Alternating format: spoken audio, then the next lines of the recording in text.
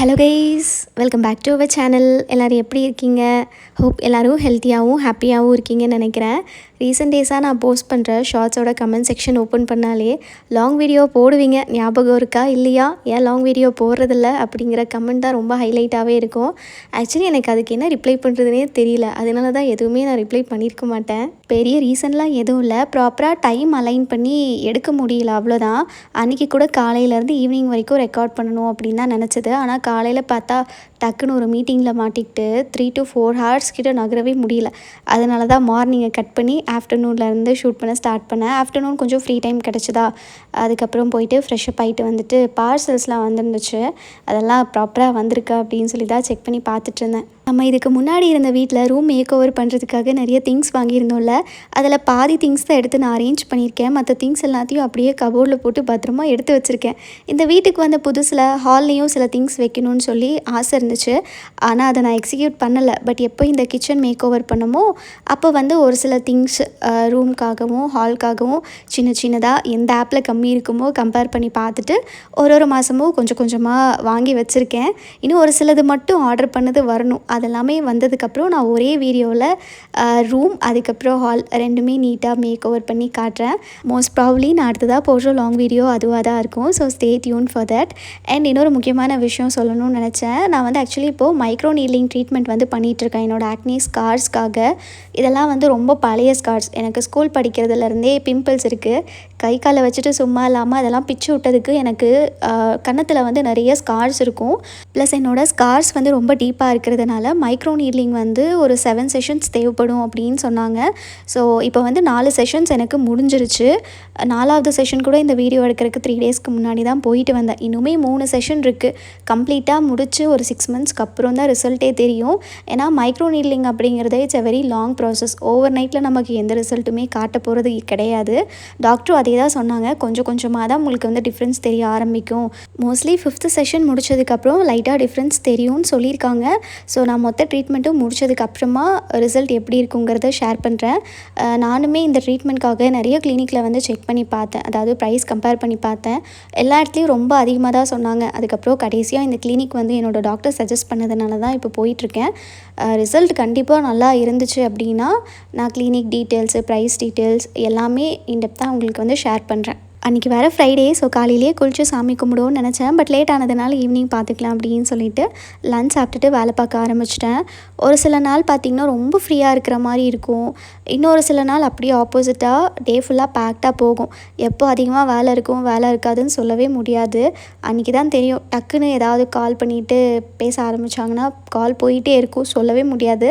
அதனால தான் நான் ஷார்ட்ஸுமே ரெகுலராக போடுறதில்ல. நான் என்னைக்கெல்லாம் ஏதாவது ஒன்று எடுக்கணும்னு பிளான் பண்ணியிருப்பேனோ அன்றைக்கெலாம் வேறு ஒரு வேலை வந்துடுமா, அப்படியே அதை ட்ராப் பண்ணிடுறது. ஆஸ் யூ ஆல் நோ, நான் அஃபிலியேட் மார்க்கெட்டிங்கும் பண்ணிகிட்ருக்கேன்ல. ஸோ அதுக்கான வீடியோஸ் நான் மேக்ஸிமம் வீக்கெண்டில் தான் பிளான் பண்ணுவேன். அப்போ தான் ஷூட் பண்ணுறதுக்கு ப்ராப்பராக டைம் இருக்கும்னு சொல்லி. பட் அன்றைக்கி என்னென்னு தெரில, நான் ரிட்டன் டேட்டை பார்க்கவே இல்லை. எனக்கு ரிவ்யூக்காக வந்திருக்கிற ட்ரெஸ்ஸஸ் எல்லாமே அன்றைக்கி ரிட்டன் டேட் இருக்குது.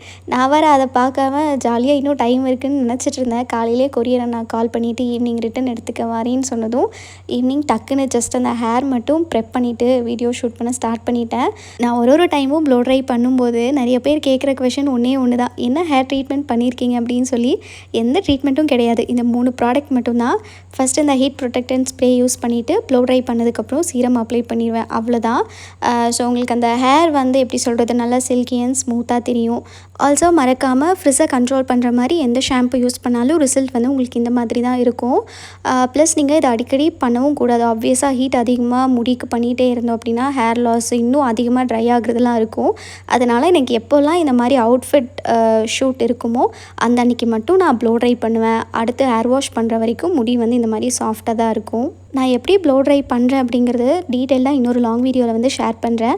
ஏன்னா நானே இப்போ தான் அந்த டூல் எப்படி ஹேண்டில் பண்ணுறதுன்னு சொல்லி லேர்ன் பண்ணியிருக்கேன். அதனால் கண்டிப்பாக உங்களுக்கும் நான் லேட்டாக ஷேர் பண்ணுறேன். அதே மாதிரி அன்றைக்கி மொத்தமாக என்கிட்ட 6 அவுட்ஃபிட் இருந்தது.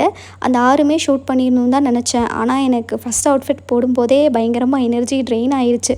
என்ன பண்ணலான்னு யோசிச்சுட்டு கொரியர் அண்ணாக்கு கால் பண்ணி கேட்டேன். இந்த மாதிரி எல்லாமே இன்றைக்கி ரிட்டன் வந்திருக்கேன் அப்படின்னு கேட்குறப்போ இல்லை ஒன்றே ஒன்று மட்டும்தான் அப்படின்னு சொன்னதும் அப்பாடா சந்தோஷம். அப்போது அதை மட்டும் எடுத்து முடிச்சுட்டு அடுத்தது மற்ற நாள் பார்த்துக்கலாம் அப்படின்னு சொல்லி அன்றைக்கி ஒரு 3 அவுட்ஃபிட் மட்டும் நான் ரெக்கார்ட் பண்ணேன். இதெல்லாமே பார்த்திங்கன்னா எனக்கு விஷ் லிங்க் அப்படின்னு சொல்லிட்டு ஆப்வியஸாக எல்லாத்துக்கும் தெரிஞ்சிருக்கும்ல, அந்த இதிலேருந்து தான் நமக்கு அனுப்புவாங்க. அதுலேயே நிறைய பிராண்ட்ஸ் இருக்கும். லைக் இந்த லிட்டில் பாக்ஸ், நியூமி, இன்னும் நிறைய பிராண்ட்ஸ் இருக்குது. ஸோ அதிலேருந்து நமக்கு வரும். ஒன்ஸ் நம்ம ஐடி வந்து வைட் லிஸ்ட் ஆயிடுச்சு அப்படின்னா கிரெடிட் ஸ்கோர் மாதிரி கொடுப்பாங்க. இந்த ஸ்கோர் வச்சு நமக்கு பிடிச்ச ட்ரெஸ்ஸஸ் வந்து ஆர்டர் பண்ணி வாங்கிக்கலாம். பட் இதெல்லாமே நம்ம வீடியோ பண்ணதுக்கப்புறம் ரிட்டன் பண்ணிடணும். அப்போ தான் ஸ்கோர் வந்து நம்ம ரிட்ரைவ் பண்ண முடியும். எகெயின் வேறு ஒரு ட்ரெஸ்ஸஸ் ஆர்டர் பண்ணி ரிவ்யூ பண்ண முடியும். ஸோ பேசிக்காக இந்த மாதிரி தான் இந்த விஷ் லிங்க் வந்து ஒர்க் ஆகும். பட் எனக்கு இதுக்கு முன்னாடி வந்து அஃபிலியேட் மார்க்கெட்டிங்கில் இவ்வளோ ஆன் பண்ண முடியும் அப்படிங்கிறதே தெரியாது. சொல்ல போகணுன்னா நான் இதில் ரொம்ப ஆக்டிவாலாம் இருக்க மாட்டேன். இன்ஸ்டாகிராமில் மந்த்லி 1 or 2 வீடியோஸ் தான் நான் போடுவேன். பட் இதுக்கே எனக்கு ஒரு பாஸ்ட் 3 மந்த்ஸாக மந்த்லி ஒரு 25,000 to 30,000 அப்படிங்கிறது அக்கௌண்ட்க்கு கிரெடிட் ஆகுது. ஸோ இதை வந்து ரெகுலராக வீடியோஸ் போடுறவங்களும் இருக்காங்க. அப்படி ரெகுலராக பண்ணிகிட்டு இருந்தோம் அப்படின்னா நல்லா கமிஷன்ஸ் வந்து ஏர்ன் பண்ணலாம். லைக் அதாவது ஒரு செகண்ட் சோர்ஸ் ஆஃப் இன்கம்க்கு வந்து ஒரு கிரேட் ஆப்ஷன். இன்னும் எனக்கே வந்து இதை பற்றி முழுசாக தெரியாது. இப்போ தான் கொஞ்சம் கொஞ்சமாக தெரிஞ்சுக்கிட்டுருக்கேன். மேபி உங்களுக்கும் லைக் ஏதாவது ஒரு செகண்ட் இன்கம் நான் பண்ணணும் ஐடியாஸ் கொடுங்க அப்படின்னா சொல்லுங்கள். மேபி இதை பற்றி எனக்கு தெரிஞ்ச வரைக்கும் நான் உங்களுக்கு ஐடியாஸ் கொடுக்குறேன். ஸோ தட் நீங்களும் ஏதாவது ஒன்று சைடு இன்கம் வந்து ஸ்டார்ட் பண்ணலாம். நான் இங்கே போட்ட 3 ட்ரெஸ்ஸுமே பாடிகான் ட்ரெஸ் தான். பட் ஷேப் வியர் போட்டிருந்தா இன்னுமே இதுக்கு நல்லா பர்ஃபெக்டாக இருந்திருக்கும். பட் அந்த கபோர்டில் எங்கே தேடுறதுன்னு எனக்கு தெரியாததுனால கொஞ்சம் லேசினஸில் நான் அப்படியே போட்டேன். பட் ரொம்ப ப்ரெட்டியாக இருந்தது. ஃபஸ்ட்டு போட்ட ட்ரெஸ் எனக்கு பர்சனலி ரொம்ப பிடிச்சிருந்தது. பிங்க்குமே கலர் சூப்பராக இருக்குது. இந்த 3ல் எது நல்லா இருக்குன்னு சொல்லி மறக்காமல் கமெண்ட்ஸில் சொல்லுங்கள். இந்த ஷூட் பண்ணுறதெல்லாம் மேபி வீடியோவில் பார்க்குறப்போ ரொம்ப ஈஸியாக தெரியலாம். பட் எனக்கு இந்த 3 அவுட்ஃபிட்டை ஷூட் பண்ணுறதுக்கே கிட்டத்தட்ட 1.5 hour ஆச்சு.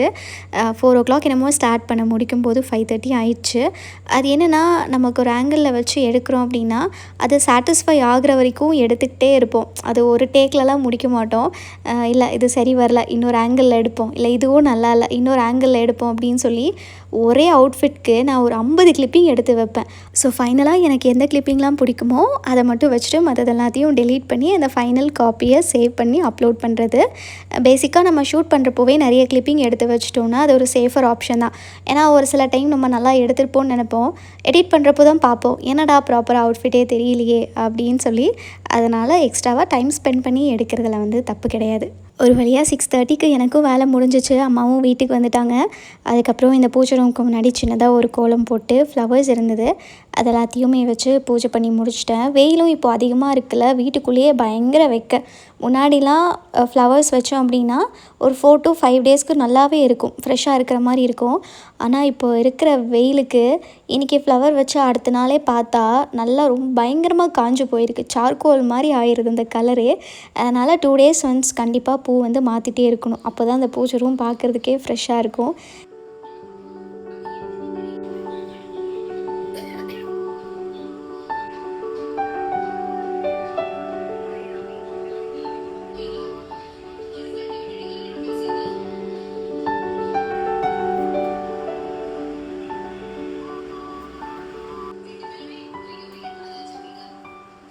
ஒரு 2 days பேக் டிமார்ட் போயிருந்தோம்ல, அப்போ இந்த பை 1 get 1 ஃப்ரீ அப்படின்னு சொல்லி ப்ரெட்டுக்கு ஆஃபர் போட்டிருந்ததும், எப்படியும் நம்ம வீட்டில் காஃபிக்கு அதிகமாக தொட்டு ப்ரெட்டு சாப்பிட பிடிக்கும்ல அப்படின்னு சொல்லி வாங்கிட்டு வந்துட்டோம். ஆனால் அம்மா வந்து டேஸ்ட் பண்ணி பார்த்ததுக்கப்புறம் சொல்கிறாங்க, இதில் கொஞ்சம் உப்பு அதிகமாக ஆட் பண்ணியிருப்பாங்க போல், எனக்கு சாப்பிட பிடிக்கல அப்படின்னு சொல்லி. அதுக்கப்புறம் பார்த்தேன் 2 பேக்கெட் ப்ரெட்டு என்ன பண்ணுறதுன்னு தெரியல. சரி நிறைய பேர் வந்து இந்த குலாப் ஜாமுன் ப்ரெட்டில் பண்ணுறாங்கல்ல, நல்லாயிருக்கும்னு சொன்னதனால சரி நம்மளும் ட்ரை பண்ணி பார்ப்போமே. நான் எப்படியும் எங்கள் வீட்டில் குலாப் ஜாமுனும் ரொம்ப பிடிக்கும் அப்படிங்கிறதுனால ஒரு பேக்கெட் ப்ரெட்டு வச்சு ட்ரை பண்ணி பார்த்தேன். சத்தியமாக சொல்லணுன்னா எனக்கு வந்து டேஸ்ட் அந்த அளவுக்கு பிடிக்கல. அதாவது நான் நார்மல் குலாப் ஜாமுன் தான் இது வரைக்கும் சாப்பிட்ருக்கேன், இந்த ப்ரெட்டில் சாப்பிட்டதில்ல. டேஸ்ட் வந்து ஒரு மாதிரி வித்தியாசமாக இருக்குது. மேபி இந்த ப்ரெட்டில் சால்ட் கொஞ்சம் அதிகமாக இருக்கிறதுனாலையா என்னன்னு தெரியல. ஒன்று சாப்பிட்டு பார்த்தேன், பிடிக்கல. அதுக்கப்புறம் அப்படியே வச்சுட்டேன். ஒன்றும் இல்லை, இந்த ப்ரெட் இருக்குல்ல, அதை வந்து இந்த ப்ரௌன் பார்ட் மட்டும் ரிமூவ் பண்ணிவிட்டு அதில் பால் போட்டு நல்லா ஒரு டோ மாதிரி ரெடி பண்ணணும். நீங்கள் அந்த மாவில் பண்ணுறதை விட இந்த ப்ரெட்டில் ஷேப் பண்ணுறது ரொம்ப ஈஸியாக இருந்தது. அதில் கூட டக்குன்னு வெடிப்பு வரும். பட் இதெல்லாம் அந்த வெடிப்பெல்லாம் ஒன்றுமே வரல. ஜஸ்ட்டு எண்ணெய் மட்டும் லைட்டாக தேய்ச்சிட்டு உருட்டினீங்க அப்படின்னா கிராக்கே இல்லாமல் அழகாக வரும். இதுக்கப்புறம் நம்ம வழக்கமாக ஃப்ரை பண்ணுற மாதிரி மீடியம் ஃப்ளேம்லேயே வச்சு நல்லா கோல்டன் ப்ரௌன் ஆகிற வரைக்கும் ஃப்ரை பண்ணிவிட்டு அதுக்கப்புறம் ஜீராவில் போட்டு ஒரு 1 to 2 hours ஊற வச்சோம் அப்படின்னா ப்ரெட் குலாப் ஜாமுன் ரெடி ஆயிரும். அந்த உப்பு மட்டும் இல்லாமல் இருந்திருந்தால் டேஸ்ட்டு நல்லா இருந்திருக்குமோ என்னமோ தெரியல. பட் செஞ்சதுக்கப்புறம் யோசித்தேன், இந்த குலாப் ஜாமுன் செய்கிறதுக்கு பேசாமல் ப்ரெட் ஆம்லெட் போட்டிருந்தா கூட திருப்தியாக சாப்பிட்ருந்துருக்கலாமே அப்படின்னு சொல்லி. ஸோ நீங்களும் இதை ட்ரை பண்ண போகிறீங்க அப்படின்னா பெட்டர் நீங்கள் ரெகுலராக வாங்குகிற மில்க் ப்ரெட்டை வச்சு ட்ரை பண்ணி பாருங்கள். மற்றபடி இந்த சாண்ட்விச் ப்ரெட்டோ இல்லை ப்ரௌன் ப்ரெட்டோ வச்சு செய்கிறப்போ எனக்கு தெரிஞ்ச டேஸ்ட் அந்த அளவுக்கு நல்லா வராதுன்னு தான் நினைக்கிறேன். இந்த வாய்ஸ் ஓவரில் நாய் குலைக்கிற சத்தம் கேட்டுருச்சுன்னா I'm so sorry for that. 1:30 மணி ஆயிடுச்சு நைட்டு. நானும் ட்ரை பண்ணுறேன் இந்த நாய் குலைக்கிறத நிப்பாட்டிடுவோம், பேசி முடிச்சுட்டு டக்குன்னு தூங்க போகலான்னு சொல்லி. ஆனால் இது நிறுத்தவே மாட்டேங்குது. காலையில் வண்டி சத்தம், நைட் ஆச்சுன்னா நாய் கத்துது. எப்படி வாய்ஸ் ஓவர் கொடுக்குறது தான் எனக்கும் தெரியல. எனிவேஸ் நைட் சாப்பிட பார்த்திங்கன்னா சப்பாத்தியும் பன்னீர் பட்டர் மசாலாவும் தான் ரெடி பண்ணியிருந்தோம். நான் யூஸ்வலாக செய்கிற மெத்தட் இல்லாமல் இந்த வாட்டி புதுசாக செஞ்சுருந்தேன். இதோட டேஸ்ட்டும் சூப்பராக இருந்தது. பேனில் கொஞ்சமாக எண்ணெய் சேர்த்துட்டு ஹோல் ஸ்பைசஸ் அதாவது பட்டை, கிராம்பு, ஏலக்காய் சேர்த்ததுக்கப்புறம் ஸ்லைஸ் பண்ண வெங்காயம், பச்சை மிளகா, இஞ்சி, பூண்டு, கொஞ்சமாக பட்டரும் ஆட் பண்ணிவிட்டு இதை நல்லா சாட்டே பண்ணணும். இதுக்கப்புறம் 3 தக்காளி அதையும் சேர்த்துருக்கேன். இது கூட முந்திரி பருப்பு இதை ஊற வச்சு சேர்க்கணுன்னு அப்படின்ட்டு இல்லை, அப்படியே நீங்கள் டேரெக்டாக கூட சேர்த்துக்கலாம். இதுக்கப்புறம் 2 table spoon Kashmiri chilli powder சேர்க்கணும். அந்த கிளிப்பிங் தான் காணாமல் போயிடுச்சு. அதுக்கப்புறம் கடைசியில் கொஞ்சமாக தண்ணி விட்டு சிம் ஃப்ளேம்லேயே வச்சு நல்லா அது தொக்கு மாதிரி வரணும், அது வரைக்கும் வதங்க விட்டுருங்க. மீன்வைல் பன்னீர் க்யூப் ஷேப்க்கு கட் பண்ணி வச்சுருக்கேன். இது சில பேர் அப்படியே கிரேவியோடு சேர்ப்பாங்க.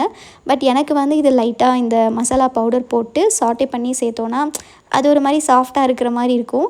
அதனால் இந்த மசாலா போட்டு கொஞ்சம் நேரம் வச்சுட்டு அதுக்கப்புறம் எண்ணெயில் போட்டு நல்லா ஃப்ரை பண்ணதுக்கப்புறமா கிரேவியில் சேர்த்துருக்கேன். இந்த சைட் பார்த்திங்கன்னா வெங்காயம், தக்காளி நல்லா குக் ஆயிடுச்சு. இதை ஆற வச்சு கொஞ்சமாக தண்ணி விட்டு முடிஞ்ச வரைக்கும் நைஸாக அரைச்சி வச்சிடணும்.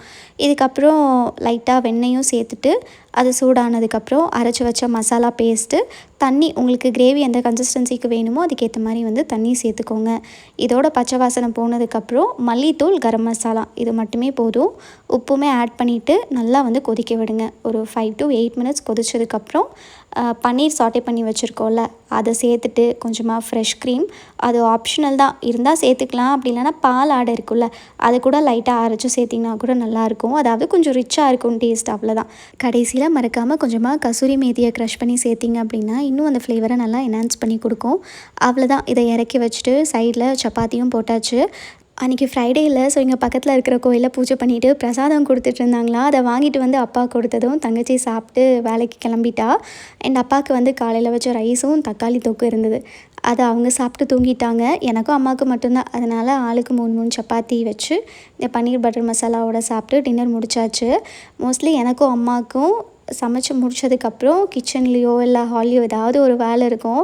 முடிஞ்ச வரைக்கும் நைட்டை எல்லாத்தையும் செஞ்சு வச்சிட்டோம் அப்படின்னா அடுத்த நாள் எந்த வேலையும் இருக்காது.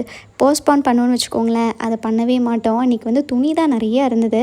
நைட்டு எல்லாத்தையும் மடித்து எடுத்து வச்சுட்டு அதுக்கப்புறம் தான் நாங்கள் 2 பேரும் தூங்க போனோம். முன்னாடிலாம் துவைச்ச துணி இருந்துச்சு அப்படின்னா ஏதாவது ஒரு சேரில் போட்டு டம்ப் பண்ணி வச்சுட்டே இருப்போம். பட் இப்போ அதுக்கான இடம் இல்லை. அதனால தான் இமீடியட்டாக துவைச்ச உடனே மடித்து வச்சிடுறது. சோஃபாவில் போட்டோன்னு வச்சுக்கோங்களேன், யாராவது வந்தாங்கன்னா உட்கார இடம் இருக்காது. அதனால் கண்டிப்பாக மடித்து தானே ஆகணும். அதுலேயும் இந்த மாதிரி வேலைக்கெல்லாம் எனக்கு கூட துணைக்கு ஆள் இருந்தாங்கன்னா செய்கிறதே தெரியாது, டக்குன்னு போயிடும். இதுவே நம்ம மட்டும் செய்யணும் அப்படின்னா பண்ணிகிட்டே இருப்போமே தவிர வேலை மட்டும் முடியாது. எல்லாத்தையும் முடிச்சுட்டு ஃபேஸ் வாஷ் பண்ணிவிட்டு தூங்க போயிட்டேன். எகெயின் நான் முன்னாடியே சொன்னேன்ல, மைக்ரோ நீட்லிங் பண்ணுறதுனால மறக்காமல் தூங்க போகிறதுக்கு முன்னாடி ஃபேஸ் வாஷ் பண்ணிவிட்டு ஸ்கின் கேர் முடிச்சுட்டு தான் போகிறது. ஏன்னா இது பண்ணதுக்கப்புறம் ஸ்கின் ஆட்டோமேட்டிக்காக பயங்கரமாக ட்ரை ஆக ஆரம்பிக்கும். ஸோ ட்ரீட்மெண்ட்லாம் பண்ணுறது பெருசில்லை, அதுக்கேற்ற மாதிரி ஸ்கின் கேரும் நம்ம ப்ராப்பராக ஃபாலோ பண்ணிகிட்டே இருந்தால் மட்டும்தான் அந்த ட்ரீட்மெண்ட்டும் ஒர்க் ஆகுது. ஸோ ஒன்றும் இல்லை, அந்த டோனர் மட்டும் யூஸ் பண்ணுவேன் அந்த லைட்டாக அந்த ட்ரைனஸ் குறைக்கிறதுக்கு. அதுக்கப்புறம் சீரம் போட்டுட்டு மாய்ஸ்சரைஸ் பண்ணிட்டோன்னா முடிஞ்சது. நல்லா ஹைட்ரேட்டிங்கான மாய்ஸ்சரைசர் இந்த டைமில் யூஸ் பண்ணணும். அப்போ தான் அந்த ஸ்கின் இட்ச் ஆகாமல் இருக்கும். That's all. இந்த வீடியோ இதோட முடிச்சுக்கிறேன். ஹோப் உங்கள் எல்லாருக்கும் பிடிச்சிருக்கும்னு நினைக்கிறேன். கண்டிப்பாக இதே மாதிரி அடுத்ததாக இன்னொரு இன்ட்ரெஸ்டிங்கான லாங் வீடியோவில் மீட் பண்ணுறேன். Until then take care, by.